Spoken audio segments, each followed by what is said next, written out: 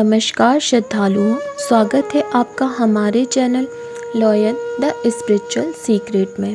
मैं साध्वी करुणा आज इस वीडियो में आपको बताने वाली हूँ, जब आपको देवता की शक्ति प्राप्त होती है तो क्या अनुभव होते हैं। श्रद्धालुओं, वीडियो शुरू करने से पहले मेरा आप सभी से निवेदन है कि हिंदू धर्म और संस्कृति के प्रचार प्रसार करने के लिए आप हमारे चैनल को सब्सक्राइब करें, वीडियो को लाइक करें और साथ ही वीडियो को ज़्यादा से ज़्यादा लोगों के साथ शेयर करें, जिससे सभी लोगों तक हिंदू धर्म का सही ज्ञान पहुंच सके और आपको पुण्य प्राप्त हो। तो श्रद्धालुओं, आइए वीडियो शुरू करते हैं। श्रद्धालुओं, क्या आप जानते हैं जब आपको देवता की शक्ति प्राप्त होती है तो क्या अनुभव होते हैं? अगर नहीं तो मैं आपको इसके बारे में बताऊंगी। कई बार जब हम पूजा पाठ करते हैं या कोई साधना करते हैं तो शक्ति सवारी के रूप में हमारे शरीर पर आती है और हमें यह पहचान हो जाती है कि शक्ति हमारे साथ है।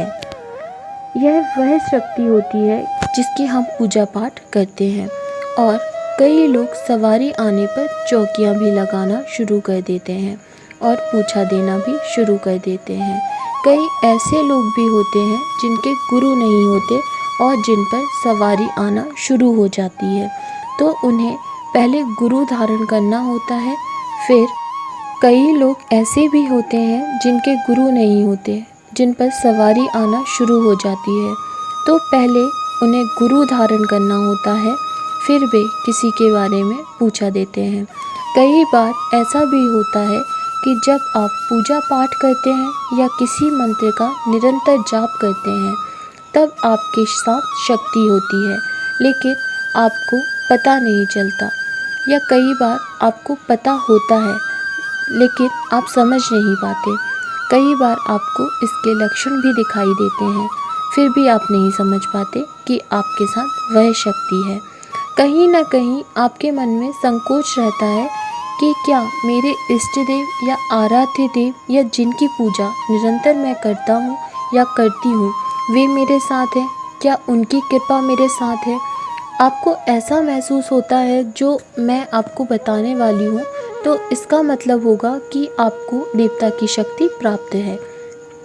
और जब आप किसी चौकी पर जाते हैं तब आपको पता चलता है कि जो लक्षण आपको महसूस हो रहे थे, जो संकेत आपको दिख रहे थे, वो आपको देवता की शक्ति प्राप्त हुई है इस वजह से दिख रहे थे। और भक्त आपको इसके बारे में बताता है कि आप इनकी पूजा करते हैं और इनकी शक्ति आपके साथ है, इनकी कृपा आपके ऊपर है। जब कोई पूजा करता है तो उसके ऊपर उस देवता की, उस आराध्य देवता की कृपा होती है। उस देवी या देवता की तरंगे उसके चारों ओर विद्यमान होती हैं और धीरे धीरे शक्ति उस व्यक्ति के शरीर में प्रवेश करती है। अगर कोई व्यक्ति लंबे समय तक एक ही तरह से पूजा पाठ करता है तो उस व्यक्ति को उस आराध्य देव की कृपा और शक्ति प्राप्त होती है।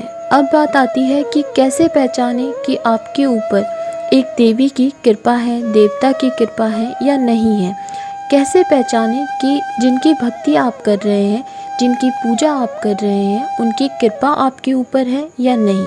तो चलिए इसके बारे में जानते हैं। जब हम पूजा करते हैं तो यह ज़रूरी होता है कि वह पूजा देवता तक पहुंच जाए, तब ही देवी या देवता की कृपा आपके ऊपर होती है।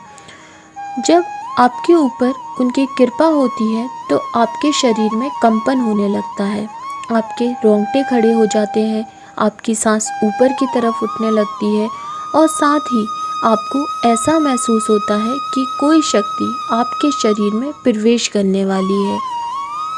दूसरी बात, जब आप निरंतर जाप करते हैं तो आपको मज़ा आने लगता है।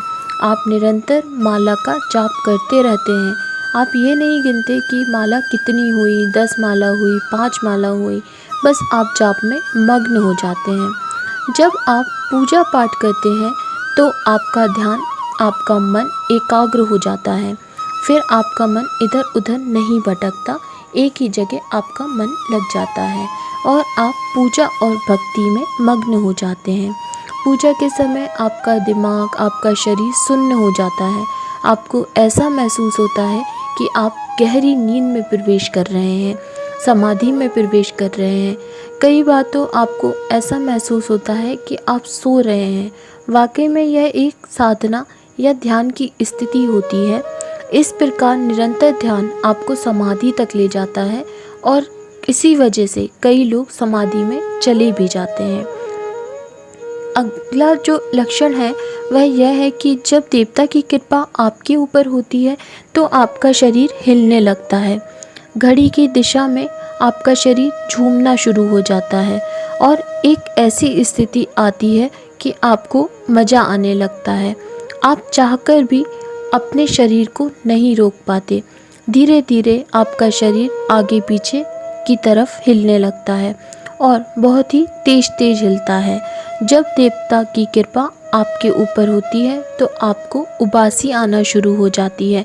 आपको लंबी लंबी उबासी आती है और थोड़ी देर में आपको आंसू भी आना शुरू हो जाते हैं।